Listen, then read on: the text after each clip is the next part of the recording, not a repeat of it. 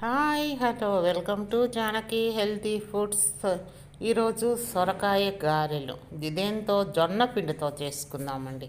జొన్న పిండితో సొరకాయ గారెలు నేను తగ్గేదిలే అంటుంది. ఏంటి జొన్న పిండి, దాంట్లో మనం సగం మాత్రమే తీసుకుందాము, ఎందుకంటే గారెలు కొద్దిగానే ఇద్దరు క్వాంటిటీకి మాత్రమే నేను జొన్న పిండితో గారెలు చేస్తున్నాను. దీన్ని మనము పైన చెక్కు తీసుకుందాము. చెక్కుని చాకుతో తీసుకుంటారు కదా, మీకు తెలిసిందే. పీలర్తో తీస్తే అది సరిగ్గా ఉండదు. దాన్ని చెక్కు తీసుకున్న తర్వాత దాన్ని కొబ్బరి తురిమే దాంతో తురిమేసి దాన్ని గారెలు చేసుకుందాం. గారెలు అంటే మామూలుగా బియ్యం పిండి వేసి డీప్ ఫ్రై చేస్తారు. డీప్ ఫ్రై చేస్తే ఆయిల్ ఎక్కువ పడుతుంది కాబట్టి అంత టేస్ట్ ఉన్నా కూడా మంచిది కాదు. కాబట్టి మనము ఇప్పుడు జొన్న పిండి వేసుకొని మనము పెనం మీద, దోశ పెనం మీద కాచుకుందాం. కొద్దిగా ఆయిల్ వేసి, అవి కూడా టేస్ట్ చాలా బాగుంటాయి. మనకి దీంట్లో సొరకాయ తురిమినప్పుడు నీళ్ళు కూడా ఏమీ పట్టవు. మనము సొరకాయతోనే కలిపేసుకోవచ్చు. ఒకవేళ నీళ్ళు పడతాయేమో మనము ఇదంతా వేసిన తర్వాత చూసుకోవాలి. కావాల్సిన పదార్థాలు కొత్తిమీర, కొద్దిగా ఆయిల్ అనమాట కాలవడానికి. ఇవి నేను పల్లీలు కొద్దిగా తీసుకుంటున్నాను, పుట్నాలు కొద్దిగా, నువ్వులు కొద్దిగా, సాల్ట్ వచ్చేసి ఒక 1/2 టేబుల్ స్పూన్, 3 టేబుల్ స్పూన్ కారము, పచ్చిమిర్చి ముక్కలు. ఎందుకంటే ఇవి గారెలు అంటే రొట్టె చిన్న అనమాట. 2 గ్లాసులు అంటే 100 గ్రామ్స్, ఇంకా కొద్దిగా తక్కువే ఉంటుంది ఇద్దరికి కాబట్టి 2 గ్లాసులు పిండి తీసుకుంటున్నాను అనమాట. ఇప్పుడు మనము కొద్దిగా రోట్లో కచ్చాపిచ్చాగా పల్లీలు కొట్టుకుందాం. ఇది మిక్సీలో వేస్తే పల్లీలు మొత్తం పొడైపోతుంది కాబట్టి.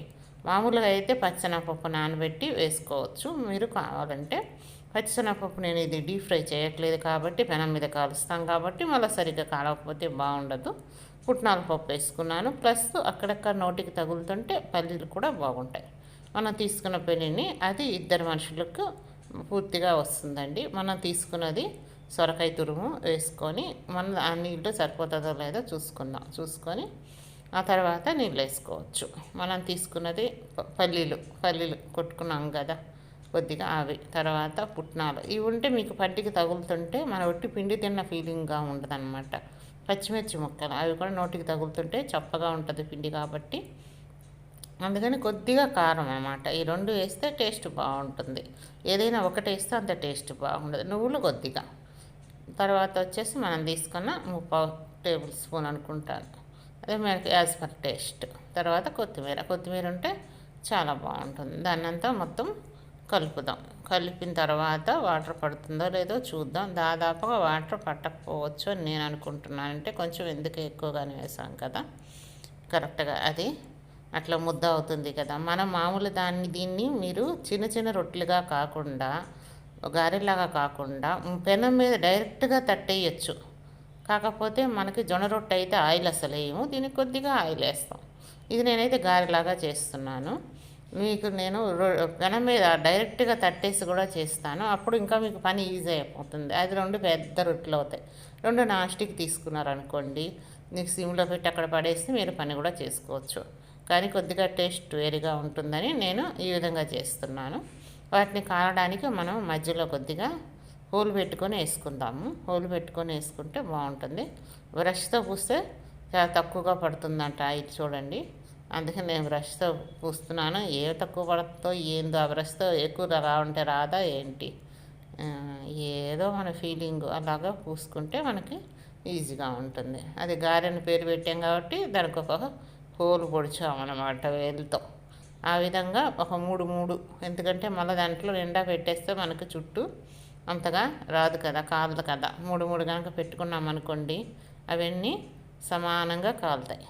మళ్ళీ పైన కూడా కొద్దిగా తిప్పినప్పుడు ముందుగానే పూసేసుకుందాం ఆయిల్. మళ్ళీ తిప్పిన తర్వాత పూర్తిగా వీలు కాదు కాబట్టి కొద్దిగా ఆయిల్ పడుతుంది. అదే జొన్న రొట్టెకి అయితే అవసరం ఉండదు. మీరు ఒకటే రొట్టె దాని మీద పెద్దగా కూడా చేసేసుకోవచ్చు, అది కూడా టేస్ట్ బాగుంటుంది. నేను చూశాను కూడా చేస్తుంటే, నేను కూడా చేశాను కూడా. ఓకే, ఇది మళ్ళా తిప్పుదాం వాటిని. చూడండి ఎంత బాగా కాలిపోయిందో. జొన్నపిండి అయినా కూడా బియ్య పిండే చేసుకోవాలని ఏమి లేదండి, తెల్లది. ఎప్పుడన్నా అకేషనల్గా టేస్ట్గా చేసుకుని ఎంజాయ్ చేద్దాం. అది కూడా ఎంజాయ్ చేయాలి కదా. మనిషి అన్న తర్వాత ఎంజాయ్ చేయకపోతే మనిషే కాడు అని అనుకుంటాం కదా. ఈ రొట్టెలన్నీ అయిపోయాయండి. చాలా కలర్ఫుల్గా, బ్యూటిఫుల్గా, దాంతోపాటు టేస్ట్గా కూడా రెడీ అయిపోయాయి. మొత్తం ఇవి 12 రొట్టెలు అయ్యాయండి. చూడండి ఎంత బాగున్నాయో. టేస్ట్ కూడా చాలా బాగున్నాయండి. మీరు కూడా ట్రై చేయని వాళ్ళైతే ఆయిల్ తక్కువగా వస్తుంది కాబట్టి మీరు కూడా ట్రై చేయండి. సబ్స్క్రైబ్ చేయండి, లైక్ చేయండి, షేర్ చేయండి. చూస్తూనే ఉండండి జానకి హెల్దీ ఫుడ్స్.